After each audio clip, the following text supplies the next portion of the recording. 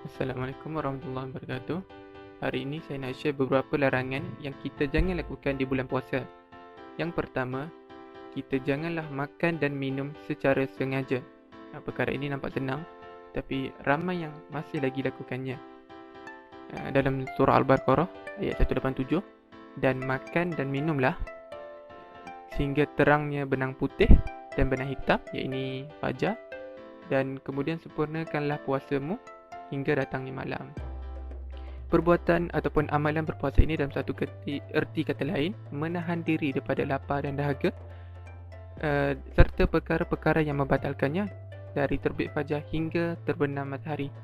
Kita sebagai Muslim perlu tahu keutamaan berpuasa ini adalah untuk membantu kita menahan hawa nafsu, termasuklah hawa nafsu makan, hawa nafsu minum.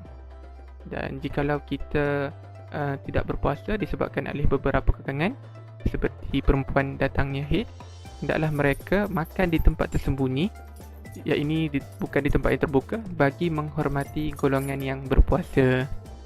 Seterusnya, larangan kedua ialah kita janganlah berkata dusta, ataupun dalam kata yang lebih senang ialah berbohong.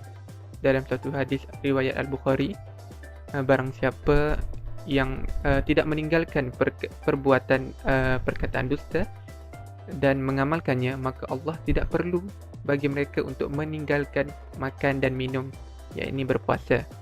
Di bulan Ramadan, sesiapa yang berbohong, berkata dusta, maka puasa yang dilakukannya sia-sia sahaja. Apa yang mereka dapat pada hari itu, pada perbuatan puasa itu, hanyalah lapar dan dahaga sahaja. Perbuatan ini sememangnya dilarang setiap saat, terlebih lagi di bulan Ramadan. Oleh itu, kita seharusnya menjadikan Ramadan ini sebagai permulaan untuk kita berubah, untuk tidak berbohong lagi ataupun berkata dusta. Larangan yang ketiga, janganlah kita berkata kotor ataupun mencarut. Hal ini seperti mana dalam hadis riwayat Al-Bukhari dan Muslim, Rasulullah SAW bersabda, yang artinya, jika ada di antara kalian berpuasa, maka janganlah ia berkata kotor, berteriak-teriak, iaitu bertengkar, dan bertindak bodoh. Jika ada orang yang mencela dan mengajak untuk bertengkar, maka berkatalah, sesungguhnya aku sedang berpuasa sebanyak 2 kali. Jelaslah di sini perbuatan berkata kotor atau mencarut ini amatlah dilarang bagi umat Islam, bukan saja di bulan Ramadan, tetapi dalam kehidupan harian kita.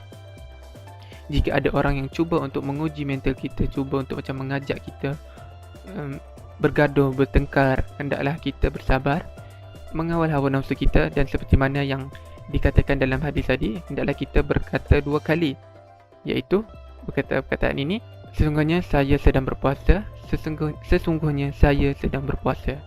Larangan yang terakhir yang saya nak share hari ini, kita janganlah terlalu sibuk dengan perkara-perkara dunia sehingga membuatkan kita lalai. Rasulullah SAW bersabda, beramallah kamu untuk duniamu seolah-olah kamu akan hidup selamanya, dan beramallah kamu untuk akhiratmu seolah-olah kamu akan mati keesokan hari.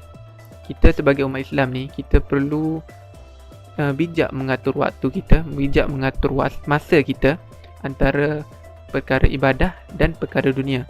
Sesibuk mana pun kita perlu mencari masa untuk melaksanakan ibadah, melaksanakan tanggungjawab kita sebagai seorang Islam. Sepatutnya di bulan Ramadan ini kita perlu melipat gandakan ibadah kita seperti amalan sunat, sunnah-sunnah Rasulullah. Kerana apa? Kerana setiap amal kebaikan kita lakukan akan dilipat gandakan. Kita sebagai umat Islam, kita perlu yakin segala amalan ataupun kita berniat untuk melakukan perkara kebaikan, Allah akan mempermudahkan dan membuka jalan untuk kita. Okey, setakat itu saja perkongsian saya. Semoga bermanfaat, dan saya ingin mengucapkan selamat berpuasa semua. Semoga puasa kali ini lebih bermanfaat.